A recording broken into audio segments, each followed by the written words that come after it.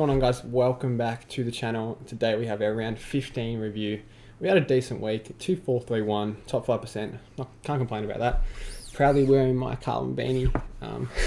Not really, I'm just kidding. We suck. Definitely not a win to be that thrilled over. Anyway, so we're sitting ranked 3,815. Kind of season's a write-off for rankings, obviously.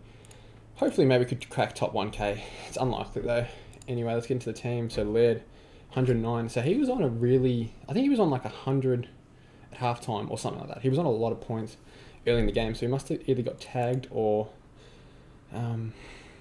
just gone quiet, I guess. Short 58, really big struggle. My opponent was had him too. A lot of people have him, so definitely wouldn't be too worried about Stewart. I think his role was a bit tinkered, and they went back to it in the second half, and he was fine in the second half. But I think in the first half they wanted him to lock down, so that's not the role we want for Stewart. And I don't think they're going to persist with it because I think they actually, who did he play on? I can't remember. But anyway, they had him on a lockdown role. Jake Lloyd, well, he sucks. I don't know what's wrong with him. Shannon Hearn. So I brought him in this week. I think I reversed my trades from the last video I uploaded. So Hearn I brought in for Lockie Jones. Yeah. Hearn for Lockie Jones. He was on 27 at half time, finished on 104, so it was wrapped with that. Ridley, awesome, 111. I think he's getting his kick in the roll back. So if you don't have him, definitely get Ridley in. And my dumbass decided to field Bianco over Highmore. So feels bad, definitely not making that mistake this week. Bianco back on the bench. Highmore, plenty of money to make. Feel really bad for the people that traded him in that week. I traded him out that week that Reeves was laid out. That was really unlucky. But anyway, Highmore with a break-even of -51.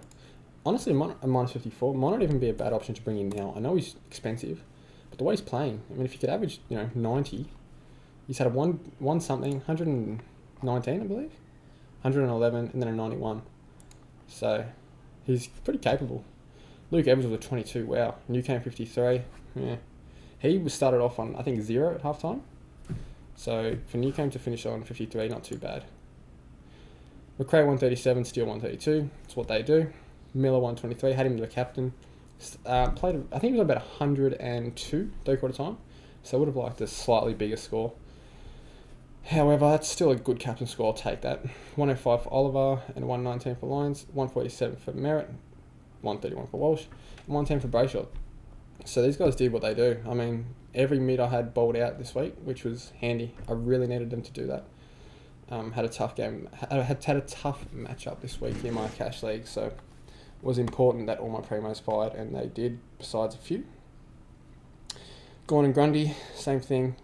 Grundy looked really good, really good in his game back from injury. And Gawn, I mean, 103. It's par. Like it's not par. It's probably a pass for Gawn. So let me get a drink real quick. I'm really dehydrated. Okay.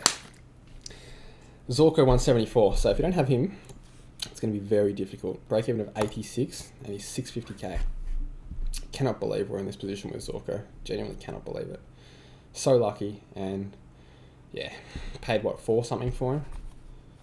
I'm not sure how much. How much did we pay for him? Zorko.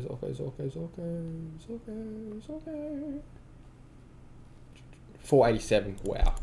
So that was a very lucky trade. I really expected him to average 95 to 105, somewhere in that bracket, to average 114. And, his last few games have just been mammoth. Hall and Zeeble were quiet. They had good last quarters, I believe. Expect them to bounce back, no worries. Langford, nice to have been repaid for holding him and, keeping faith with him. So happy with that. Waitman going to go this week, and Coleman Jones, so he scored 67. I think the only reason he did that because it was wet weather footy. I wouldn't be trading him out. I reckon he'd be alright. The fact that it was wet weather and they had 3 tolls was really not good for him, but I think he'll be fine. Plays Gold Coast this week up there, so it's probably not going to be raining. I'm not a meteorologist, but yeah, I'd keep Coleman Jones another week. His break even still at low 18. So in terms of trades, Waitman's got to go, obviously, and we're going to look at bringing in Patrick Dangerfield.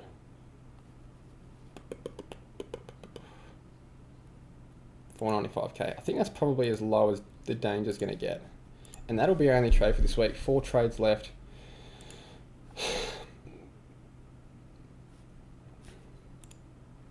I mean, Danger's break even is 100. So yeah, probably not going to drop much more. And if he does, you know, whatever. 495k, I'm happy paying that for a player that's capable of a 120 average from here on out. So that sort of sets the team up nicely. Coleman, Jones and Highmore are making money, so we don't want to trade them out. Same with Edwards and Newcomb and Bianco. I mean, Bianco might be a dead rookie. We'll see about that. But in terms of cash gen, we're definitely looking at Coleman, Jones and Highmore. That will turn into our Callum Mills at D6. And hopefully we can get one more cash gen to turn a Coleman Jones into, an F6 into a Dusty or a Bolton. Bolton will be cheap. What's his break even? 502 with a break even of 156, so he will be cheap in a few weeks. Yeah. I kind of want Whitfield. What's Whitfield looking like? 521k with a break even of 65. Probably a tad safer than Dangerfield at this point. The only thing with Whitfield is it would mean I have Highmore off the field instead of Waitman, and I definitely want to get Waitman out of my team, let alone off the field. So yeah, I'm happy with how the team is looking at the moment. Let me know if you guys would do anything else. It's kind of been a short video. Let's have a look at who people are trading out. People are trading in Lockie Bramble. What did he score? 45. I'd be lucky to get in. Brandon Walker, did he play? 36, God. Is this how desperate we are for rookies this week? That's not good. Kieran Briggs is coming in. Yeah, this is pretty much an upgrade only week, guys, at this point. God, cash gen's really drying up. So people are trading Coleman Jones. Gee, I honestly wouldn't do that, guys. I mean, if he gets dropped, maybe. If his role really changes, maybe, but I think we keep him a bit more. Don't know why I didn't have Edwards as emergency, just in case. But yeah, I don't see Finn McRae playing again, unfortunately. If he does, probably not going to get that midfield role we all want him to get. But yeah, that's pretty much it. That's it for the video, guys. Let me know how you guys went this week. I hope it was a good round for everybody. And I'll see you in the trade target video.